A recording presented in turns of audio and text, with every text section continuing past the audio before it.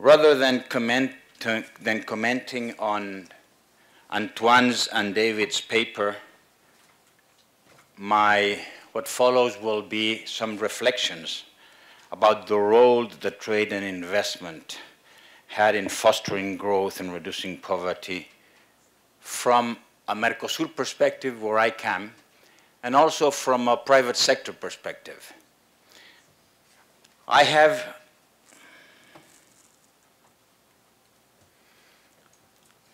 have divided the presentation in three parts. The first one is a little backward-looking in trying to see what happened in the last decade, and the other two parts are basically looking at the future. On the background, indeed, trade and investment have been major determinants of growth for the 4 Mercosur countries in the last decade. We have grown our economies, poverty has been reduced, and not only that, but we perceive that this will continue in the future because of the reasons that we will see in a few minutes. Let me talk a little bit about the background. What were the major factors that we see that have determined growth in the last years? The first one, the outcome of the Uruguay round. I think that it will be very difficult for any rounds in the future to get such important results for agriculture as we had in the previous round. As a matter of fact, we don't expect many good results for future multilateral negotiations. I will be more explicit about this in a minute. Why was the Uruguay round successful in the past? Let me mention 4 basic aspects. The first one, and most important, what was called the tariffication. In other words, developed countries had to change their non-tariff restrictions to tariffs. And that proved to be extremely helpful in getting access for our products to many countries, including basically developed countries such as the US, Europe, Japan, and Korea. Second, an overall reduction in the tariff level in most developed countries. Third, and very important, the reduction in the export subsidies that the countries the developed countries used in the past. And the fourth is a SPS concept, which is that the Uruguay round changed the risk considerations. Countries are now, by their agreement, obliged to perform a risk analysis. The zero risk versus non-risk does not exist anymore. Now all countries have to perform a risk analysis, whether they actually do it or not, but in most cases they do. These 4 issues were very important in determining better access for our products, basically beginning in 2001, when the full effects of the Uruguay round went into the process began. Second thing is increased demand and prices of agricultural commodities. When we talk about food crisis and price increases, we feel that we are talking about the 2007 and 2008 episodes. But that's not the case. We've seen prices of our exports growing from the beginning of this century. And even though 2007 and 2008 prices have not and will not probably be, we will not get the prices that we got in those years. Prices are still good for standards, and we see prices increasing basically for 2 reasons. The first one, long-term demand for agricultural products as a response to urbanization and income growth in developing countries. And second, which is very important as well, is supply shortages in some countries.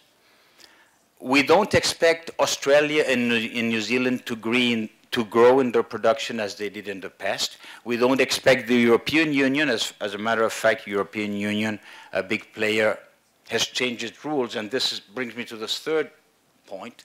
The changes in the EU, the decoupling, as we all know, in 2003 in the European Union, brought about not only extremely good export opportunities in Europe, but also reduced the competition that Europe had with South American countries in other countries. Let me now talk a little bit about future issues. Tariff issues, multilateral versus bilateral. The very good paper that Antoine and David presented told us about everybody is now looking more at bilateral agreements than multilateral agreements. We don't expect the Doha round to deliver any substantial results for agriculture. And I would say there's two basic reasons for that. The first one, as agricultural products and food become scarcer, the possible outcome of a multilateral negotiation is lessened to a big degree. The second one is that bilateral negotiations have a political dimension. Countries in opening their markets to everyone don't have the ability to negotiate the way they do it in bilateral agreements, which is what we hope will be the future. Second, changes in demand conditions for consumers in developed countries. We see more and more. In the past, we had public regulations that would allow or not allow access of our products to many markets. Now we see a dramatic growth in private regulations. This is because demand conditions from consumers in developed countries, what's called the better for me and better for the world, nutrition, environment, animal welfare.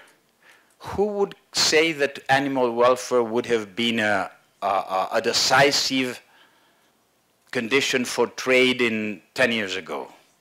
But it will be in the future.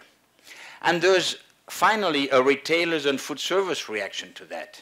So now we don't have to comply just by the public standards, but now we have to comply with private standards, protocols, certification, and branding. This is what we perceive as future challenges for future growth from our sector. Finally, some investment issues. Investment was a big driver of growth in all the region. Why did that investment came from? The first one, retailer and food industry driven investments. If you look at the agriculture, the Sustainable Agriculture Initiative, developed by big food companies at the beginning in 2002, food service, retailers, and food companies, they share a common concern, and that's availabilities of supplies of agricultural food supplies for the future.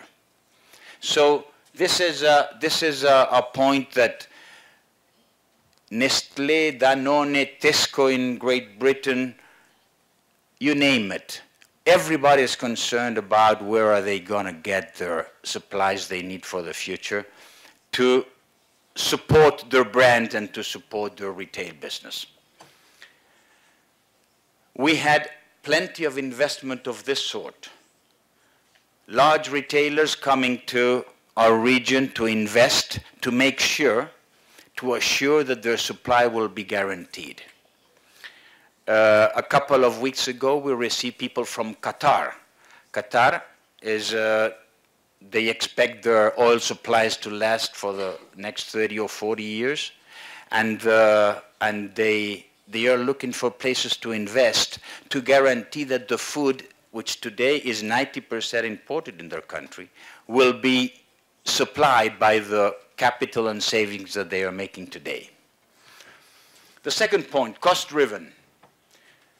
Many investors worldwide have found that it's low cost to invest in either resources or land and water resources, as well as industry and processing industries in our sector.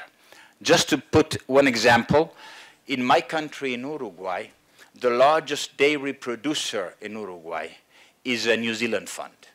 They owned 54 dairy farms in our country, and this is just an example of what's going on in many other areas of the country where foreign investment is taking place at a very, very important